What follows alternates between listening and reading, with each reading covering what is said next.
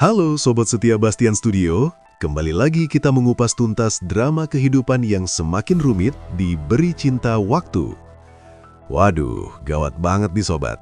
Di awal tayangan hari ini, hati kita langsung dibuat campur aduk melihat nasib hubungan Adila dan Trian. Kalian pasti sudah lihat kan, bagaimana kabar perceraian mereka sekarang bukan lagi sekedar isu rumah tangga biasa, tapi sudah meledak dan jadi viral di mana-mana. Tekanan publik dan situasi di sekitar mereka benar-benar memaksa keadaan menjadi semakin sulit. Inti permasalahan hari ini benar-benar fokus pada bagaimana mereka berdua dipaksa untuk saling membunuh rasa. Ya, bagaimanapun caranya, Trian dan Adila harus terbiasa jauh. Mereka dituntut untuk tidak peduli satu sama lain, seolah-olah tidak pernah ada cinta di antara mereka. Dan dalang dibalik ketegasan ini, siapa lagi kalau bukan Pak Cahyadi? Pak Cahyadi tampaknya semakin keras dan tidak main-main. Beliau benar-benar menutup semua celah. Baginya, Trian dan Adila harus saling menjauh, titik. Tidak ada kompromi. Kita bisa merasakan betapa beratnya usaha Trian untuk menuruti kemauan ayahnya itu. Dia sedang berusaha mati-matian, berjuang melawan hatinya sendiri hanya untuk bisa bersikap cuek dan dingin kepada wanita yang masih sangat dicintainya, Bu Adila. Momen yang paling nyesek itu terlihat jelas saat adegan di ruang pantry. Di sana ada Bimo yang menjadi saksi bisu betapa kaku dan canggungnya situasi antara Trian dan Adila. Bimo, yang selama ini selalu mendukung Trian, pasti sadar betul kalau bosnya itu sedang belajar untuk tidak peduli. Tapi kita semua tahu Sobat Bastian Studio, membohongi hati itu adalah pekerjaan paling melelahkan di dunia. Meskipun rasanya berat banget, seperti ada batu besar yang menghimpit dada, mereka berdua tetap mencoba memainkan peran itu. Puncak ketegangan emosional terjadi ketika Adila tidak sengaja menumpahkan minuman milik Rian. Di situasi normal, seorang suami pasti akan langsung sigap membantu kan? Tapi di sini, tidak. Rasanya benar-benar menyayat hati melihat mereka harus pura-pura asing. Bayangkan, berdiri di hadapan orang yang paling kamu cintai, tapi harus bersikap seolah-olah dia adalah orang lain yang tidak kamu kenal. Itu sakitnya bukan main. Tatapan mata mereka berbicara, tapi bibir mereka terkunci oleh keadaan. Di sisi lain, konflik tidak hanya milik Trian dan Adila. Kita beralih sebentar ke Naura. Hidup Naura sekarang sedang tidak tenang. Dia benar-benar dibuat ketar-ketir dan gelisah. Kenapa?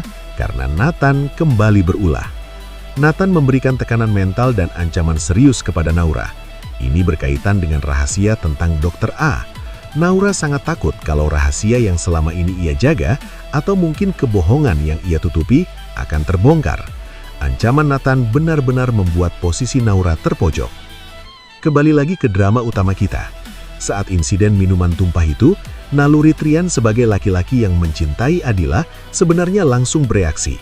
Dia ingin membantu, tapi belum sempat tangan Trian terulur, Pak Cahyadi langsung muncul menjadi tembok penghalang.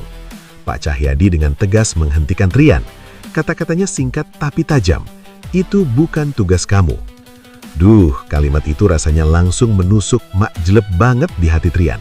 Seketika itu juga Trian sadar posisinya. Dia tidak bisa berbuat apa-apa.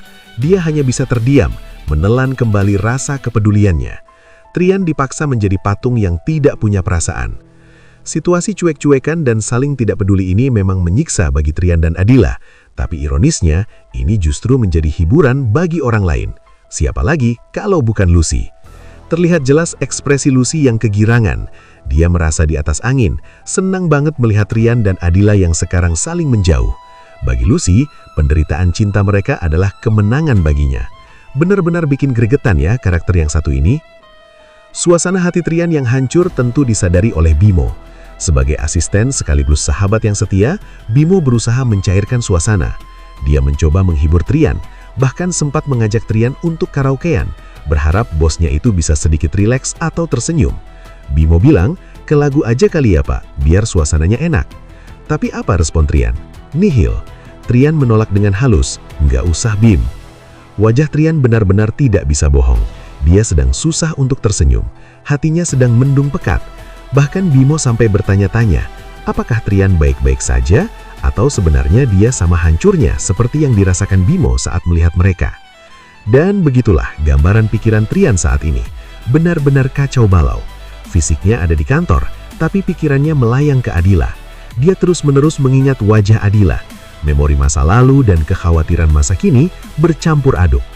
Dalam diamnya, Trian terus memikirkan bagaimana keadaan Adila setelah insiden tadi. Pertanyaan-pertanyaan itu terus berputar di kepalanya. "Gimana kabar kamu, Dil?" Trian bertanya-tanya, apakah Adila di sana juga sedang tidak baik-baik saja? Apakah Adila merasakan sakit yang sama seperti yang dirasakan Trian? Apakah Adila juga menangis dalam diam?